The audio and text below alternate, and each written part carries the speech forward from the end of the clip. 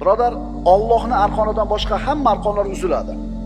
Allohning eshigidan boshqa hamma eshiklar yopiladi. Alloh azza va jalla yaqin bo'lgan zot. Duolarni eshitadi, ularni ijobat qiladi. Robbimiz mana shunday zot. Sen banda Allohga muhtojsan. Alloh esa sendan behojat. Sen zaifsan. Alloh esa qudratli. U yagona, quvvatli, behojat bo'lgan zot. Boshingga musibat kelsa, baxtsiz hodisa yuz bersa, doim Allohni eslagin birodar. Unga nido qil, madad so'ra, yordam talab qil. Uni ismini ulug'lashlik uchun boshingni yerga sajdaga qo'y. Shunda ozodlik, hurriyat tojiga ega bo'lasan. Hech kimga yalanmaysan. Qulchilik tuprog'iga yuzingni ishqa. Shundan najotni qo'lga kiritasan. Qo'lingni ko'tar, kaftingni och, tilingni qimirlat, duo qil, so'ra, juda ham ko'p so'ra, juda ham uzoq turib so'ra. Chunki u Alloh mustor bo'lib qilgan odamning duosini albatta ijobat qiladi.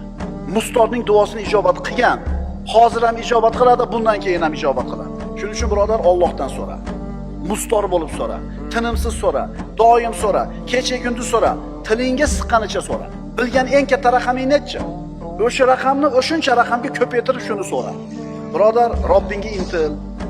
Eshigini oldida turib ol, lutf ko'rsatishini kut, fath berishini so'ra, nomini zikr qilishdan tilingni to'xtatma, u haqida yaxshi gumonda bo'l.